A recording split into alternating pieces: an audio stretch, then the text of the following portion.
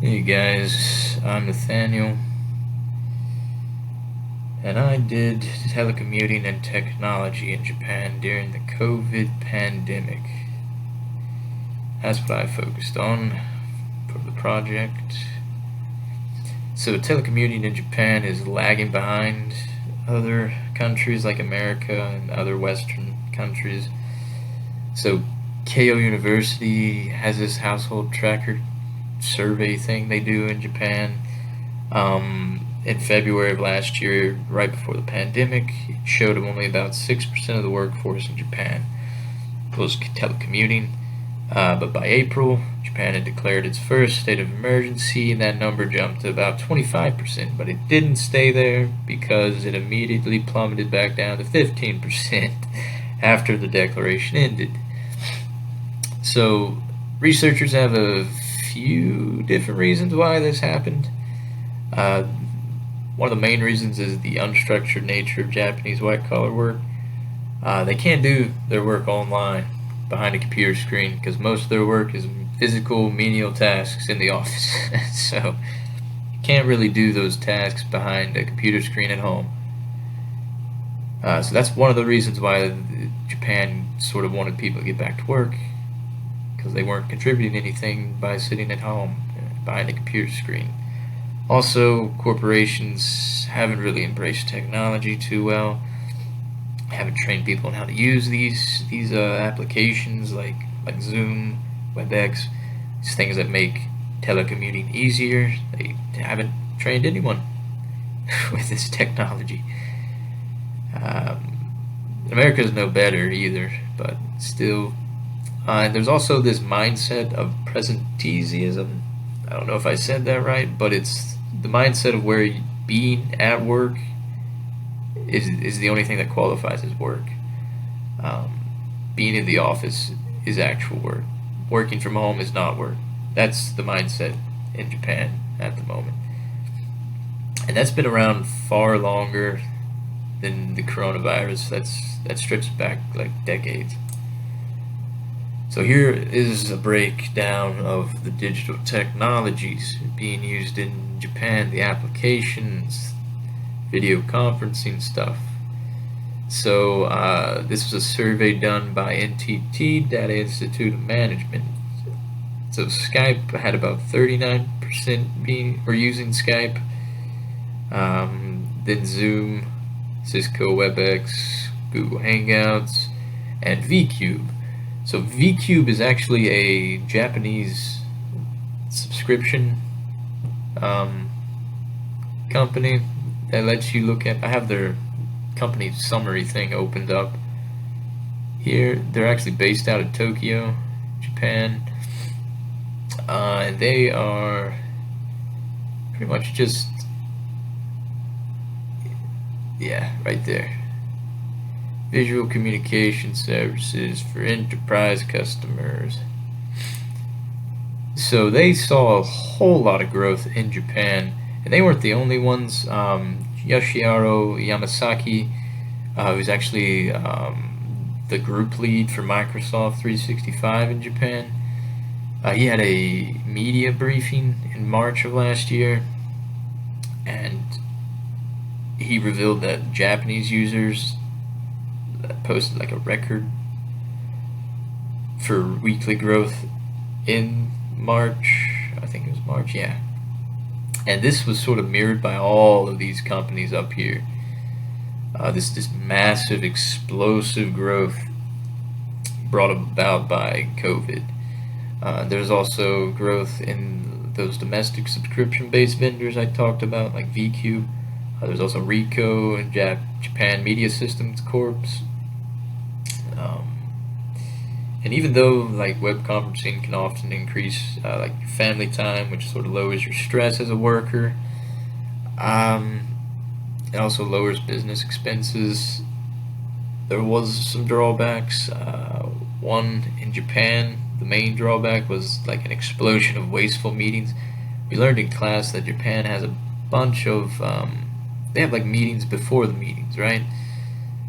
So Persol, which is like a Japanese human resource management company, they made this estimate which looked at the waste and the productivity losses from all these meetings, and they estimated that around 1.5 billion yen was being wasted per year in some of these larger companies. So that might sound like a lot, but in US dollars, that's only about 13 million. That's only about $13 million. So for like a huge glamour like Microsoft or Google, that's nothing but pocket change. But um, some of these other companies, that's a big chunk of profits, of potential profits going down the drain. So I put some benefits up here of using these digital technologies. So these video conferences, they help maintain that human connection, despite where they are, your employers are around the world. It also speeds up decision making, and it improves the ability to collaborate. So you don't really get that with email and these other or texting or phone calls. It's hard to do group phone calls, especially when you just have cell phones. It's probably easier in a office setting, where everything is connected through wires. You don't have that when you're working at home. In this section right here, by deploying a consolidated online meeting solution, yeah, that just means as long as your people are trained in your specific application you're using in businesses and know how to troubleshoot problems that might pop up in meetings, they should be fine. I mean, it's really not, as long as you have like a simple thing like Zoom, they should be fine. So today's workforce really prioritizes mobility and flexibility, and that's exactly what you get with these applications. Okay, so yeah, working from home is not going anywhere anytime soon. Like, probably not even when the pandemic is under control. It's probably here to stay. At least here in the West, like in America, it's here to stay. Japan, I'm guessing that it's going to increase. Definitely going to increase. Maybe hover around that 10% mark. But because they are seeing that working from home is beneficial to some people in the workforce, not the white collar workers in Japan, but most people in the workforce, they're going to be happier working from home and less likely to quit their jobs as a result. There's a lot of health benefits also to working from home, less stress, less spread of germs as well. There's also productivity increases. Researchers have seen that, as long as it's being implemented properly, but still Japan is lagging behind. And one of the main reasons is the labor market structure itself. They're more in favor of work at work. So yeah, that's here's the references, yada yada. Have a good day. Thank you for listening. Hello, I'm Zachary Hudson, and I'll be going over some of the challenges with the use of technology in Japan due to COVID-19. To start off, there's changes in attitude. Due to COVID-19, workers can't stay crowded in the workplace, so there's the rise of remote work. Now, many workers are used to working remotely, which makes it harder to go back to office work, going every day of the week like before. Calbee, a snack food maker, had a survey that showed almost 2/3 of their workers didn't want to go back to the pre-pandemic work style. Also, there's sales workers who were already familiar with face-to-face interaction and travel. Working remotely is an entirely different experience from before. For example, there's business cards, which usually show titles of whoever they're working with. With remote work, there's no way to see that, so it's harder to tell who's in charge and how to approach. There's also new remote working software to get used to and learn.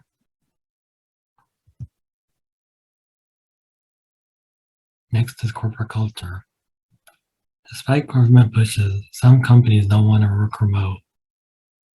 A Tokyo-based study showed that remote work only went up by 10%. For reference, in America, it went up by about 27% compared to the start of the pandemic. At that time, with the Tokyo Olympics coming up, the government goal was to cut down office work by 70%, but it wasn't anywhere near that. Some workers blame older employees not knowing how to use new technology like Zoom. However, researchers believe the issue is with corporate culture. For example, corporations failing to embrace technology, as well as the idea of presenteeism, which is the concept that employees being at the office is important. For example, waiting until their boss leaves. In addition, government restrictions are only voluntary, so many bosses decline remote work because there isn't really a consequence for that. Last is the lack of infrastructure. Many employees don't have the equipment for remote work. For example, many don't have laptops, or they have unsuitable internet. Also, in recent years, Japan's usage of desktops has dropped, which contributes to that. With small to medium businesses, many don't want to supply laptops. For example, there's general cost of supply. You have to buy both the computers and software to come with them, as well as requiring specific workers to take inventory and upkeep them with installing remote software and providing support. Also, due to the job rotation system, there's a focus on generalization rather than specialization. This leads to a lack of IT specialization and budget, which helps contribute to the laptop issue and infrastructure. There is this. Thank you.